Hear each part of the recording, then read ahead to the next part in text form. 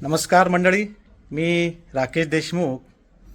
आज मी अशा व्यक्तीला भेटायला आलेलो आहे, सर्वांची खास असेल आणि सर्वांच्या परिचयाचे असेल. रायगड जिल्हा असेल किंवा पुणे जिल्हा असेल, त्या सर्व जिल्ह्यातील जे नागरिक असतील, जे रुग्ण असतील, त्यांच्या सर्वांच्या परिचयाचे असतील. त्या व्यक्तींची मी तुम्हाला भेट करूनच देतो. परंतु भेट करण्यापूर्वी ती व्यक्ती, ज्या व्यक्तीने असंख्य रुग्णांना जीवदान दिलेलं आहे, असंख्य रुग्णांना त्यांच्यावर चांगल्या पद्धतीने उपचार केलेले आहेत. एखादा रुग्ण त्यांच्या क्लिनिकमध्ये गेला, दवाखान्यात गेला, त्याला भीतीदायक वातावरण असायचं, त्याच्या मनामध्ये भीती असायचे. परंतु डॉक्टरांनी त्यांचा हात पकडला की ते रुग्ण बाहेर येताना आनंदित होऊन येतात.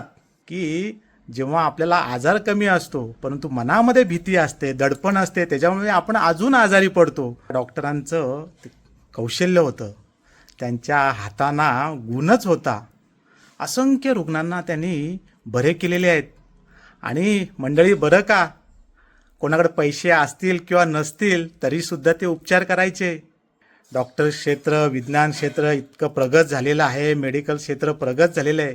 परंतु या प्रगत काळामध्ये अशा डॉक्टरांची, अशांची आपल्याला उणीव भासते. आता अधिक न बोलता मी डॉक्टरांची तुम्हाला भेट करून देतो.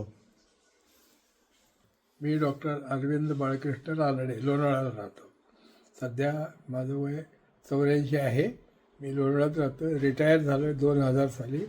मी लोणावळ्यात 1970 साली लोणावळ्यात आलो आणि त्यानंतर इथं 2000 साली रिटायर झालेलं आहे. मला आता रिटायर होऊन सुद्धा 26 वर्ष झालेली आहेत. रुग्णांविषयी तुम्ही काय सांगाल? रुग्ण तुमच्याकडे यायचे, पूर्वी रुग्ण आला की तो डॉक्टरवर विश्वास ठेवायचा आणि आमचा पेशंटवर विश्वास होता. हल्लीचे पेशंट असे आहेत की ते सुद्धा डॉक्टर बदलत असतात. त्या काळात जनरल प्रॅक्टिस म्हणजे घरचा फॅमिली फिजिशियन होता. त्यामुळे त्याला त्याची घरची परिस्थिती, घरात कोण आहे, भाऊ आहे, बहीण आहे, यांचं आणि त्यांचं नातं जास्ती जवळचं होतं. आता पेशंटसुद्धा येतो, तो तेवढ्यापुरतं ट्रीटमेंट घेण्यापुरता डॉक्टरचा वापर करतो, नंतर त्याच्याशी संबंध राहत नाही. त्यामुळं तोही त्याच्यावर विश्वास जास्ती ठेवत नाही आणि बरं नाही वाटलं तर तो दुसऱ्याकडे जातो. त्यामुळं काही वेळेला हल्ली या सुपर स्पेशालिटीमुळं जरा जरी झालं तरी काही वेळेला पेशंट एकदम सुपर स्पेशालिटीकडे जातात. त्यामुळं त्यांचं फायनान्शियली नुकसान होतं. पूर्वीच्या काळात फार वेगळं होतं. म्युन्सिपाल्टीतच काम केलं आहे. रोज जवळजवळ 70-80 पेशंट आम्ही बघायचो. गरीब असायचे, म्हणजे त्या काळात आम्ही फक्त 10 रुपयामध्ये प्लास्टर वगैरे घालायचं, त्यात भूल देऊन फक्त काही जे सामान म्युन्सिपाल्टीत नसायचं ते आम्ही पेशंटकडनं मागून घ्यायचो, पण आम्ही 10 रुपयामध्ये भरून काढायचो. आणि इवन सिझेरियन मोठे ऑपरेशनसुद्धा 200 रुपयाच्या आत होत होती. पण नंतर काय गव्हर्नमेंट म्युन्सिपाल्टीसुद्धा ते परवडणं अवघड आहे. का तर पेशंटला वाटतं की कशाला घ्यायचं, पण एखादं बेडशीट, हे ते ब्लँकेट धुवून करायची सुद्धा आता किंमत वाढलेली आहे. ते पेशंटला काही वेळेला कळत नाही. माझं म्हणणं एक आहे, हॉस्पिटल चालवायचं म्हणजे डॉक्टरचे उपयोग 15 ते 20% असतो, 80% बाकीचं असतं. स्वच्छता, स्टरलायझेशन, लॅबॉरेटरी, एक्सरे. म्हणजे हॉस्पिटल म्हणजे नुसता डॉक्टर हा इम्पॉर्टंट नाही, तर तिथले सगळा स्टाफ, तर सगळेजणं चांगले पाहिजेत तर ते हॉस्पिटल चांगलं होतं. म्हणजे माणसाची तुम्हाला नीट बरोबर त्यांच्याबरोबर वागणूक चांगली होती, पेशंटबद्दल विश्वास असतो. मी म्युन्सिपाल्टीत असताना, म्युन्सिपाल्टीत असून ऑडिट करणं एकदाही 5 रुपयाचा फरक नाही. आहे मी नोकरी लागल्यापासून 2000पर्यंत. त्यामुळं पैशाचा प्रश्न ती म्युन्सिपाल्टीत यायचा नाही. इवन खाजगीमध्ये मी काही वेळेला पेशंटला पैसे असतात नसतात, आणि ते करण्यामध्ये जो आनंद आहे, माझं तर म्हणणं एक, मी आयुष्यात एक ब्रीद ठेवलेलं आहे, निस्वार्थ इज द बेस्ट स्वार्थ. निस्वार्थ हाच सगळ्यात उत्तम स्वार्थ आहे. इमिजिएटली तुम्हाला मिळत नाही, पण त्यावेळेला पेशंटला जी मदत, जशी जेव्हा माणसाला भूक लागलेली असते तेव्हाच जेवण दिलं तर त्याला किंमत आहे, तसं त्या पेशंटला जेव्हा जरूर असताना मदत कराल तेच फार उपयोगी आहे. त्यामुळं मी करायचो. पण मला 1-2 पेशंट जरी गेले, बाकीच्या पेशंटकडनं मला पैसे मिळतच होते, म्हणजे खाजगी जेव्हा असताना. म्युन्सिपाल्टीत असताना 2000पर्यंत मला पैशाचा संबंध आला नाही. मी उलट माझ्यामुळं आमच्या हॉस्पिटलच्या स्टाफचंही नुकसान झालं असं वाटतं. म्हणजे काय, माझ्यामुळं त्यांनाही काही पैसे मिळवता आले नाहीत. तेच लोक बाकीकडे म्युन्सिपाल्टीत काम करत असले की वेगवेगळ्या मार्गाने पैसे मिळवायचे आणि वेळ पाळणे. आणि म्हणून मला पैशाचं काही जरूर वाटली नाही. म्हणजे मी त्या काळात मी म्युन्सिपाल्टीत लागलो तेव्हा माझा पगार होता 635 रुपये MS झाल्यावर. पण मला तेव्हाही आनंद होता. आतापर्यंत आपण सांगू शकता का किती रुग्णांना तुम्ही तपासलंय, निदान केलं, साधारण किती ऑपरेशन तुम्ही केलेले आहेत? त्याच्याकडं म्युन्सिपाल्टीत रजिस्टर होतं. सगळे पेशंट काही मी बघितले नाही, पण माझ्या कारकिर्दीत जवळजवळ 10 ते 11 लाख पेशंट तपासले. म्हणजे आमच्याकडे 2-3 डॉक्टर होते पण पुष्कळ. आणि जवळजवळ 5 ते 6 हजार ऑपरेशन झालेली आहेत आणि तितकेच 6,000 ते 10,000पर्यंत 12,000पर्यंत फ्रॅक्चरचे पेशंट बघितले गेले. त्यामुळं म्युन्सिपाल्टीचं हॉस्पिटल हे छोटं गाव असल्यामुळं आम्हालाच सगळं काम करायला लागायचं. त्यामुळं आम्हीच वॉर्ड बॉय, आम्हीच आणण्यासाठी असं असायचं. त्यामुळे सगळं काम करायचो. पण काम करण्यात कधी हे वाटलं नाही आणि मजा आली. साधारणपणे 80 ते 100 पेशंट रोज असायचे. ते सगळे मी बघायचं नाही, पण आमच्याकडे बाकीचे डॉक्टर होते. ॲक्च्युली मेजर आणि मायनर सर्जरी बघितले तर 15 ते 20 हजार झाले असतील. आणि फ्रॅक्चरसुद्धा तेवढे. एवढं प्रत्येकाचा हिशोब ठेवलेला नाही, पण साधारण महिना 15-20 फ्रॅक्चर्स करत होतो. आणि हे 20 वर्षात किती झाले असतील ह्याचा हिशोब. हल्ली जे आहे ना, खरं म्हणजे रोजचे आजार आहेत ते बघण्याकरता MBBS डॉक्टरची जरूर नाही.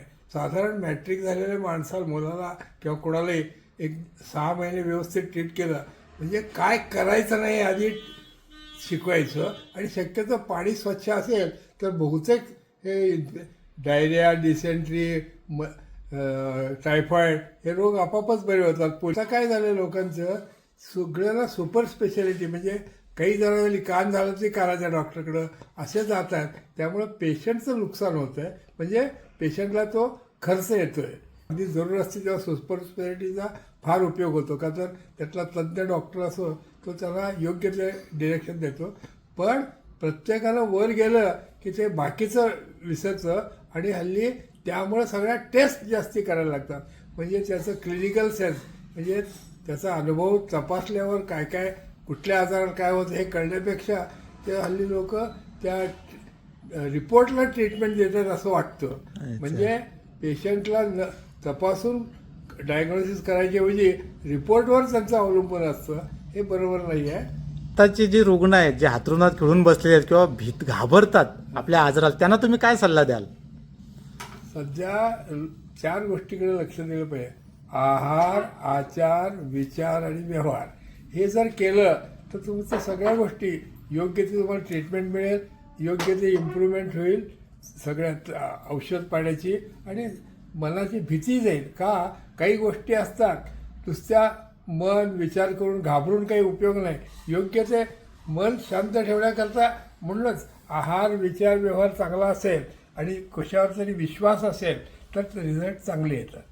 डॉक्टर, आता ही ज्येष्ठ मंडळी आहेत जी 80च्या पुढे त्यांचं वय आहेत ते, तर त्यांना तुम्ही काय सांगाल, कसं दिनक्रम असला पाहिजे? तर ह्याच्यात जसं देवाला एखाद्या गोष्टीचं गंज त्यामुळे जे जे अवयव आहेत ते सगळे वापरायला शिकायचे. म्हणजे जास्ती व्यायाम करायची जरूर नाही. मुख्य म्हणजे पाय चांगले ठेवले पाहिजेत. पायाला 25% आहे त्यामुळं ॲक्टिव्ह ठेवायचे. समजा तुम्हाला उठायला येत नाही, बेडमध्ये आहे तर काठी घेऊन प्रयत्न करा. रोज अवयव चांगले ठेवा. आणि जसं डोळ्याला चष्मा असेल तर चष्मा वापरा. विचार करा, आठवण करा. म्हणजे बुद्धीसुद्धा चालना राहील, तुमच्या लक्षात राहत राहील. म्हणजे सगळे जे जे आहेत मुवमेंट्स पाहिजेत. जिथं जिथं मुवमेंट आहे ते तुमचं फार व्यायाम करायची काही जरूर नाही.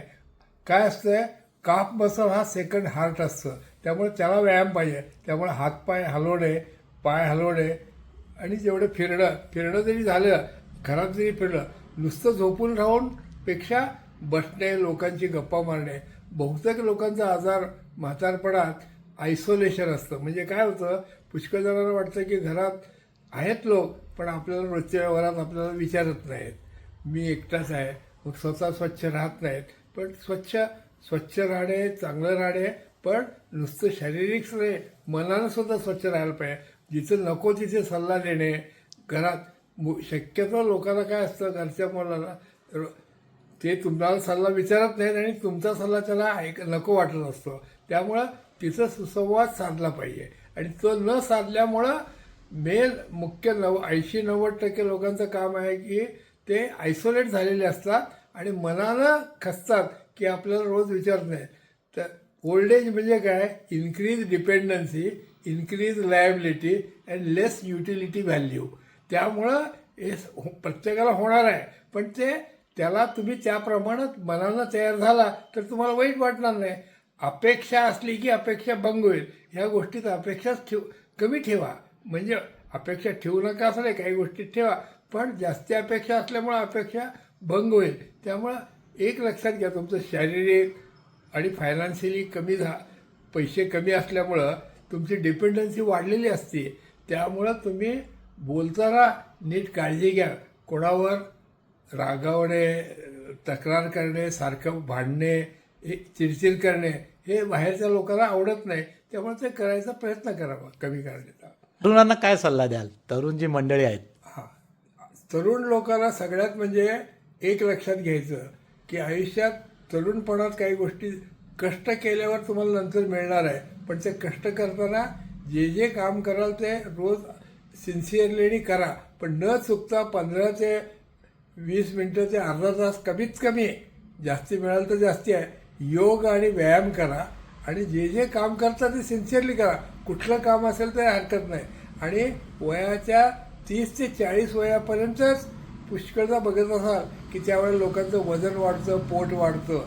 तर त्या काळात जर तुम्ही काळजी घेतली 10-12 वर्षाची, तर तुम्हाला पुढं आयुष्यभर मदत होईल त्याची.